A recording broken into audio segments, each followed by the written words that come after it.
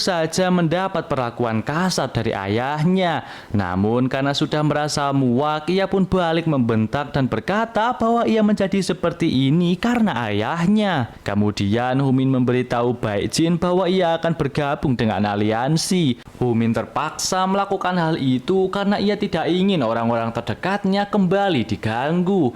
Humin lalu disuruh menghajar murid dari sekolah Soknam karena menolak bergabung dengan aliansi. Ia langsung pergi ke tempat hiburan malam dan langsung menemui mereka. Hanya dengan satu pukulan saja murid itu langsung ia tumbangkan.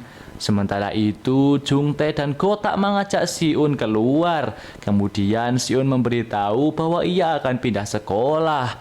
Meskipun terpaksa, namun ini adalah keinginan ibunya. Di waktu yang sama, Humin datang ke markas aliansi yang langsung disambut oleh Baekjin. Keesokan harinya, Siun terlihat ada di bandara dan sudah siap untuk berangkat ke luar negeri. Namun saat itu, Jungtae menghubunginya dan meminta maaf. Ternyata Jungtae, Kotak, dan juga Humin sudah tahu tentang Suho, yang mana mereka sengaja mengikuti Siun saat pergi ke rumah sakit. Jungtae juga bilang kalau apa yang terjadi pada Suho bukan salahnya dan ia meminta Siun untuk berhenti merasa bersalah. Setelah itu Siun bilang ke ibunya kalau ia tidak mau pergi. Teman-temannya juga bilang kalau ini bukan salahnya. Keesokan harinya, Kotak dan Jungtae sangat senang karena akhirnya Siun tidak jadi pindah. Siun ternyata mendengar kabar bahwa Humin telah masuk aliansi. Siun menyadari jika Humin terpaksa bergabung karena berpikir jika mereka menjadi korban karena dirinya. Meski begitu, Siun bertekad akan membawanya kembali dari aliansi. Di waktu yang sama, Humin kembali disuruh untuk menghajar sekolah lain yang menolak bergabung.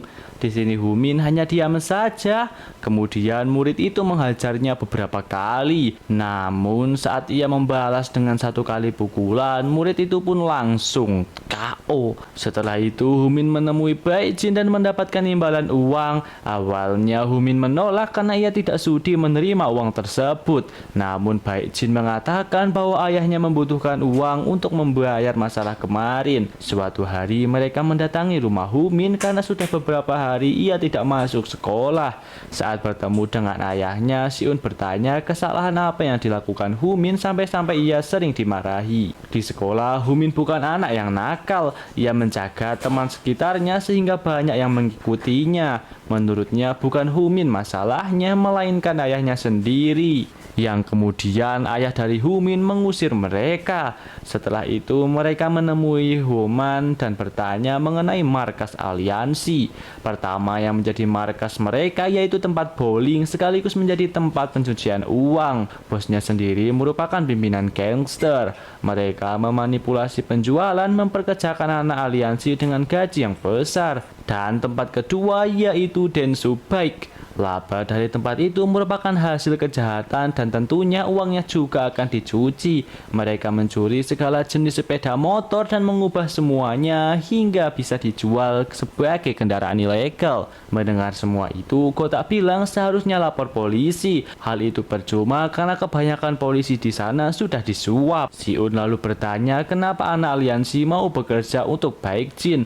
Tentu saja mereka mau karena bayarannya yang besar. Setelah mendengar semua itu, Siun meminta mereka untuk jangan bertindak karena ia mempunyai rencana. Di waktu yang sama, Humin diminta oleh Baekjin untuk mencuri sebuah motor. Tentu saja Humin akan menuruti perkataan Baekjin. Di sisi lain, Kotak dan Jungtae tidak mau mendengarkan omongan Siun karena pada saat itu mereka mendatangi Denso Bike yang menjadi tempat penyimpanan motor hasil curian. Mereka bahkan sampai menunggu agar bisa masuk ke dalam. Sementara itu, Siun datang ke markas aliansi dan langsung menemui Baekjin. Siun merasa heran kenapa murid teladan yang bahkan dapat beasiswa ingin membentuk aliansi dan melakukan hal ilegal dan kejahatan. Siun lalu bilang kalau Humin adalah salah satunya teman yang tahu segalanya tentang Baekjin. Oleh sebab itu, ia sangat ingin Humin bergabung dengan aliansi. Meski begitu, apakah Humin menganggapnya sebagai teman? Mendengar semua itu, Baekjin langsung terdiam. Ia lalu menunjukkan rekaman CCTV bahwa saat ini Kotak dan Jun Jung Tae sedang dalam bahaya. Sebenarnya Si-un cukup kesal karena mereka tidak mau mendengarkan omongannya. Namun bagaimanapun juga ia harus pergi menyelamatkan mereka. Si-un lalu mengambil sebuah pulpen dan langsung menyerang. Namun Hu-min tiba-tiba datang dan langsung membawanya keluar. Kemudian Si-un memberitahu bahwa saat ini Kotak dan Jung Tae sedang dalam bahaya dan mereka harus buru-buru ke sana. Hu-min lalu menyuruhnya pergi dulu karena ia masih memiliki urusan yang belum diselesaikan.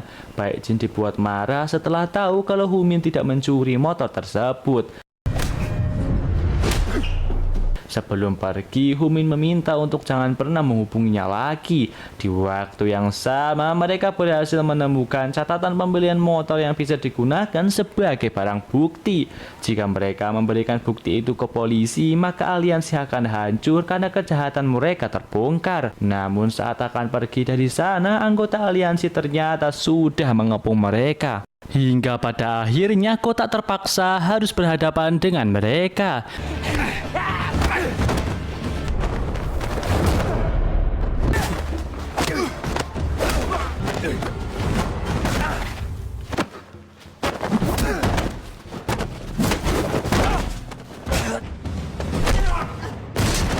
Namun karena kalah jumlah, mereka akhirnya berusaha kabur. Meskipun sempat bersembunyi, namun mereka tetap ketahuan. Setelah dibuat babak belur, Hu-min tiba-tiba datang dan langsung menghajar mereka.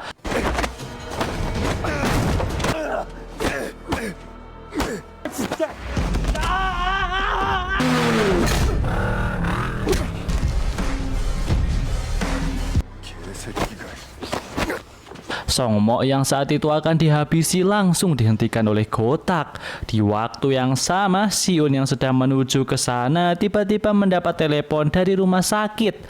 Mereka lalu mengabarkan bahwa saat ini Suho sedang dalam keadaan kritis. Mendengar hal itu, Si-un hanya bisa terdiam. Sialnya, ia malah berdiri di tengah jalan sehingga ia ditabrak oleh sebuah mobil. Mereka yang baru mendengar kabar tersebut langsung pergi ke rumah sakit. Si-un ternyata harus mengalami koma akibat benturan di kepalanya. Kemudian ibunya meminta mereka untuk jangan lagi berteman dengan Si-un. Karena setiap kali Si-un berteman dengan murid berandalan, ia terus saja mengalami masalah. Keesokan harinya, si ayah terlihat mulai bersikap baik kepada Hu-min. Ia rupanya merenungkan perkataan Si-un kemarin dan merasa kalau ia bukan ayah yang baik. Di sini Hu-min tak bisa lagi menahan air matanya dan merasa jika apa yang terjadi kepada Si-un akibat dirinya. Meskipun belum lama kenal, namun Hu-min menganggap Si-un sebagai sahabatnya. Sementara itu, Jung Tae yang masih memiliki selembar bukti kejahatan aliansi berniat akan melapor ke polisi. Namun sesampainya di sana, polisi tidak bisa memproses laporannya dengan suatu alasan. Menyadari jika polisi ini tidak benar, Jung Tae langsung mengambil kembali bukti tersebut dan bergegas untuk pergi.